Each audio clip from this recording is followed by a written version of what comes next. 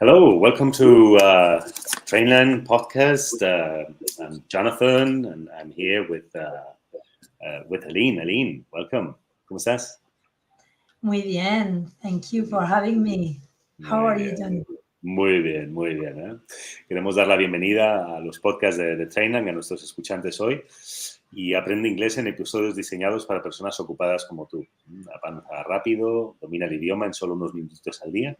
Y nuestras clases con método único tienen las mejores reseñas de academias en Google, así que pruébalas gratis. Y recuerda lo que siempre decimos en Trainlang, tu futuro está solo un podcast de distancia. We go back now to English because we are with a B1 level. So it's good to have everybody back just to Trainlang English podcast. I'm Johnny, as I said. And today we're diving into something really exciting. Iconic quotes from English literature and how to master reported speech using these famous lines. And today we'll show you how to transform famous quotes into reported speech, which is super useful skill in English. Let's get started. Pues vamos a ello. So let's start with a quote that I think everybody knows. I'm going to just share this slide that we have. No? To be or not to be? That is the question. This is from Shakespeare's Hamlet. Now, Aline, how would we change this into reported speech? We would say, Hamlet said that to be or not to be was the question. You see, the tense passes from is to was. Very good. So present becomes past, Yes. will becomes would, and we remove the quotation marks and we use that. So it's as simple as that. No? So when we report what someone said, we often move the verb back a tense. No? So Exactly. Backshifting, we call that in our classes, backshifting. So present becomes past, like is become was. And Exactly. something else we have to remember? Yeah, exactly. We also remove the quotation marks and often use the word that to introduce the quote. Okay, let's try another one. Johnny, give us another one, another quote. Okay, so another quote. This is from the Great Gatsby, F. Scott Fitzgerald. I hope she'll be a fool. That's the best thing a girl can be in this world. A beautiful little fool. So how would we report this, Aline? Okay, we'd say Gatsby said that he hoped she would be a fool because that was the best thing a girl could be. Notice how will becomes would and is become was. Very good, excellent. Hacemos tal vez una paradita en español para explicar a nuestros escuchantes, ¿no? Que Buena idea. el estilo indirecto lo usamos para hablar desde el punto de vista de una tercera persona. Así que cuando queremos reproducir exactamente lo que la otra persona ha dicho, usamos el estilo directo, ¿no? Así que colocamos lo que la otra persona dijo, pues normalmente entre comillas, o damos el mensaje tal y como esa persona lo había dicho. Lo que pasa es que tenemos que recordar que tenemos que cambiar los tiempos verbales. Eso es. Es muy importante cuando uno quiere pues hablar de forma indirecta, ¿no? Como dice en inglés, report what somebody said, then you need to take into account those changes of tense and remove the quotation marks and add that. That's what's the main changes that we're talking about. Exactly. Very good. No, I'm thinking that maybe we are using old styles and old languages and things that maybe our young ones don't know too much. I think they are going to be a little bit more related maybe to, well, what about this one? No, just even the smallest person can change the course of the future. That would become, Galadriel said that even the smallest person could change the course of the future. Here we can see can becomes could. Okay, so the modal goes to the past, present to past.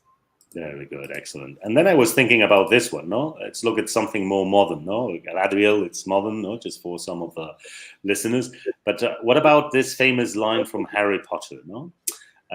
Happiness can be found even in the darkest of times if one only remembers to turn on the light, said Dumbledore, no? Yeah, we would say, Dumbledore said that happiness could be found even in the darkest of times if one remembered to turn on the light. Here, we move can to could again and adjust the rest accordingly. And on the one we have on the slide, no, it said it does not do to dwell on dreams and forget to live. Yeah, that would become Dumbledore said that it didn't do to dwell on dreams and forget to live.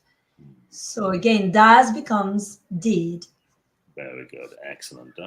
So all these famous lines show us that understanding reported speech not only helps with grammar, but also allows us to capture the deeper meaning behind this quotes. No? Oh, how much we've learned already in only 6 minutes. That's very interesting. But let's take a break and listen to this, because if you're enjoying that episode, don't forget to subscribe to our podcast. And if you're learning other languages, check out our podcast for Chinese and Japanese. And you can find them on trainlang.com. Very good, excellent. Así que si queréis aprender chino o japonés, ahí también tenéis mucho que aprender. Okay, so let's return to iconic quotes from English literature. Then, for example, we have unforgettable lines that have influenced culture. One of the most famous lines is from George Orwell's in 1984. And I think I got that somewhere here. So let us check. Okay. So that's a very 1984. Yeah, it's the big brother. The big brother there is watching you. That's right. No, all animals are equal, but some animals are more equal than others. So, how would we say that in reported speech? Yeah, so let's start with the first quote. That big brother was what it would be. Orwell wrote that big brother was watching us. Again, we change is to was. And then the other one you mentioned is Orwell wrote that all animals were equal, but some were more equal than others. Are becomes were. Very good, very good. Well, you're right. No, this big brother concept. No, although there was no literal big brother. No, but Orwell's book made the term iconic. No, so it's something that now everybody uses. No, so maybe our young ones have heard about this big brother, but now they know where it comes from. No? Exactly. It's a term we still hear today when talking about privacy issues or government surveillance. Another iconic quote would be the famous opening line from Pride and Prejudice by Jane Austen, which is, "It is a truth universally acknowledged that a single man in possession of a good fortune must be in want of a wife." Oh, so deep and beautiful. So in reported speech, no, we could say that Austen wrote that it was a truth universally acknowledged that a single man in possession of a good fortune must have been in want of a wife. So again, many changes there. Many changes. Yeah, must be becomes must have been. Very nice. It's important because those are not simple tenses. No, must with the modal, and then you use the present perfect, have been. So it's interesting to see the change. Very good. And remember, literature offers such rich language to practice your English with. Not only are you improving your grammar, you're also learning about culture and history. So you have plenty of material to practice your English with English literature. Absolutely. Quotes like this shape the way we think and express ourselves, whether it is Shakespeare, Orwell, Austen. These words still hold meaning today. So this is really, really interesting. So, Aline, we are not only teaching English, we are also teaching general culture to our listeners. Exactly. And reminding and remembering beautiful, maybe literature, not only quotes, but movies and books that we've enjoyed when we were younger. 1984 for me was a hard one to read. I don't know if you had the opportunity, because it's so annoying to see these surveillance all the time in the book or in the movie that is there as well. So it's good. Yeah, it's very useful to have a look at those classics. Very good. So before we conclude, I think we have a few more quotes that maybe we can share with for example, this one, I will come back to you with a crown.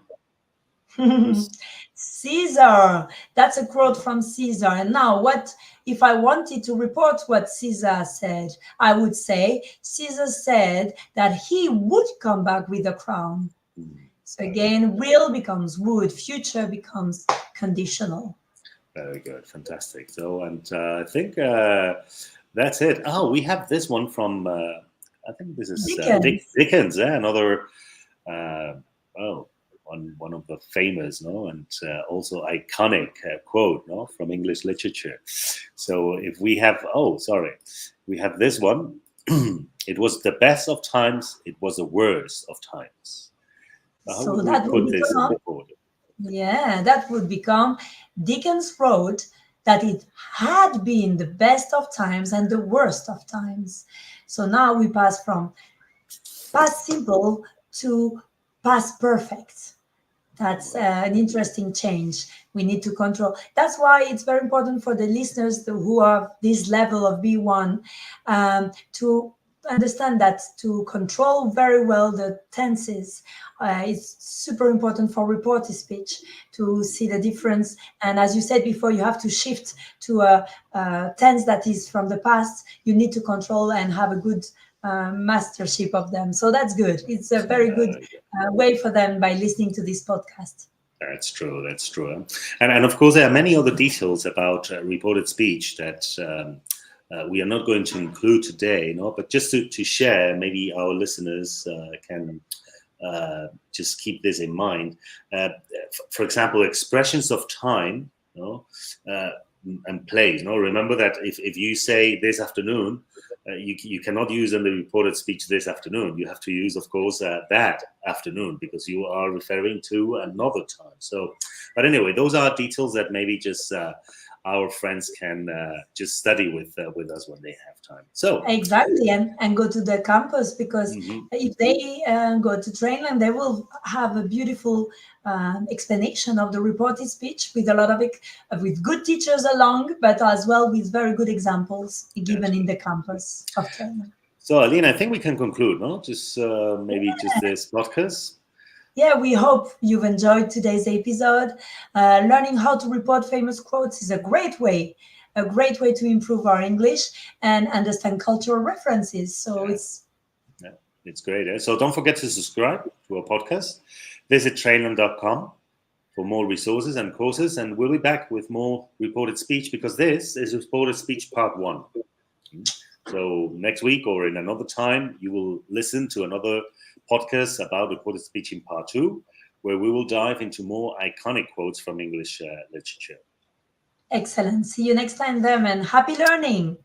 Sí. Y tal vez recordar a nuestros escuchantes, que si disfrutan el contenido de plataformas como YouTube, LinkedIn o Twitch, por favor, no olvidéis darle un like. Nos encantará ver que os gustan nuestros podcasts. Y que si quieres aprender idiomas, pues también puedes escuchar todos nuestros podcasts que tenemos en chino, en japonés, en Hanyu Chinese School. Así que no te los pierdas, Y estoy pensando que si hay alguna quote que les gusta mucho y quieren saber cómo sería con reported speech, nos lo pueden escribir y encantados lo pondremos en un podcast.